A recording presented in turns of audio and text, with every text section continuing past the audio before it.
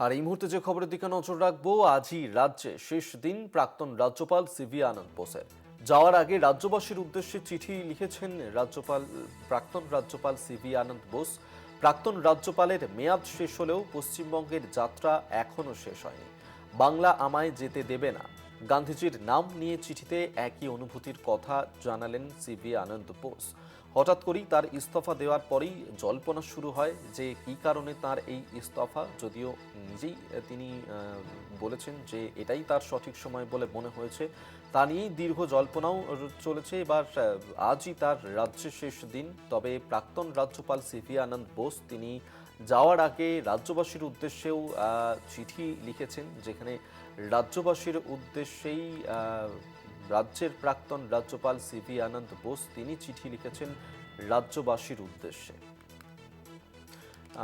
অন্যদিকে আজই রাজ্যে আসছেন পশ্চিমবঙ্গের নয়া রাজ্যপাল আর.এন. রবি এবং আগামীকাল তার শপথ গ্রহণ অনুষ্ঠান রয়েছে যেমনটা জানা যাচ্ছে। এবং তার আগে আজকেই প্রাক্তন রাজ্যপাল সিভি আনন্দ বোসের তাঁর এই রাজ্যের শেষ দিন।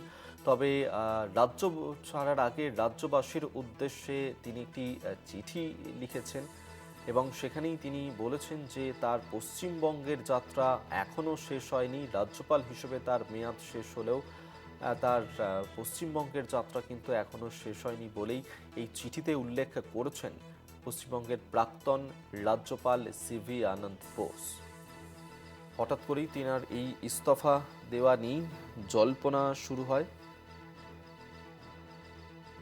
আর তার আগেই তারপর এবার আজই রাজ্যের শেষ দিন প্রাক্তন রাজ্যপাল সিভি আনন্দ বোসের। আমরা এই নিয়ে আরও বিস্তারিত জানবো। দেবাশিস সেনগুপ্ত আমাদের সঙ্গে টেলিফোনে রয়েছেন প্রতিনিধি। দেবাশিস, আজই রাজ্যের শেষ দিন প্রাক্তন রাজ্যপাল সিভি আনন্দ বোসের, কিন্তু তার আগে রাজ্যবাসীর উদ্দেশ্যেও একটি চিঠি লিখেছেন তিনি। কি উল্লেখ করেছেন রাজ্যবাসীর উদ্দেশ্যে লেখা এই চিঠিতে? দেখো, রাজ্যবাসীর উদ্দেশ্যে একটি খোলা চিঠি প্রাক্তন রাজ্যপাল বলা যেতেই পারে সিভি আনন্দ বোস তিনি চিঠি দিয়েছেন। সেখানে তিনি যেটা জানিয়েছেন যে জনগণের উদ্দেশ্যে যে মেয়াদ তার শেষ না হলেও পশ্চিমবঙ্গের যাত্রা তার এখনো শেষ হয়নি। মেয়াদ শেষ হলেও উদ্ধৃত করেন মহাত্মা গান্ধীর একটি কথা। সেখানে তিনি বলেছেন, আমি বাংলা ছেড়ে যেতে পারছি না, আমায় বাংলায় যেতে দেবে না। ঠিক একই অনুভূতি কিন্তু সিভি আনন্দ বোসের, এমনটাও তিনি চিঠিতে উল্লেখ করেছেন। তিনি বলেছেন যে আমি নিশ্চিত বাংলার ভাই বোনের অনেক উচ্চতায় পৌঁছাবে। তিনি চান বাংলাও গৌরবের উচ্চতায় পৌঁছাক।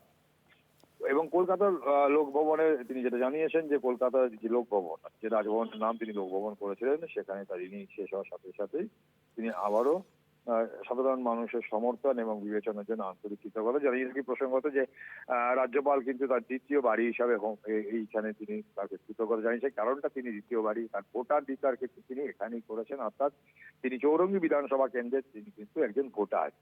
সেক্ষেত্রে তিনি ভোট দেওয়ার জন্য আসবেন, আগেও তিনি জানিয়েছিলেন। এবং তিনি জানিয়েছেন যে প্রিয় স্নেহশীল এবং যত্ন মানুষজন আলিঙ্গনে কাটানোর দিনগুলো তিনি ভোলেনি।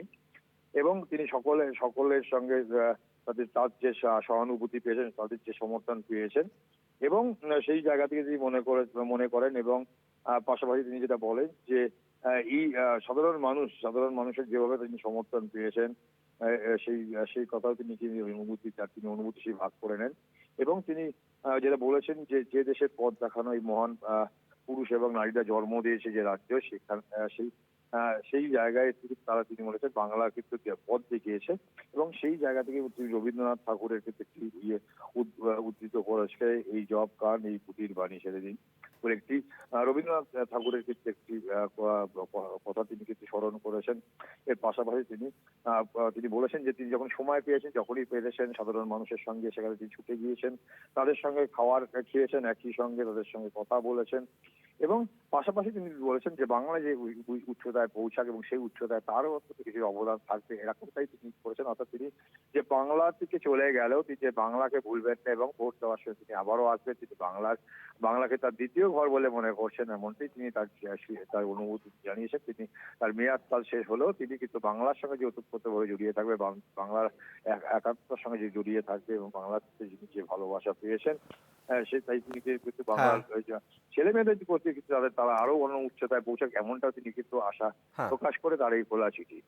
ধন্যবাদ দেবাশিস সেনগুপ্ত আমাদের সঙ্গে টেলিফোনে ছিলেন প্রতিনিধি।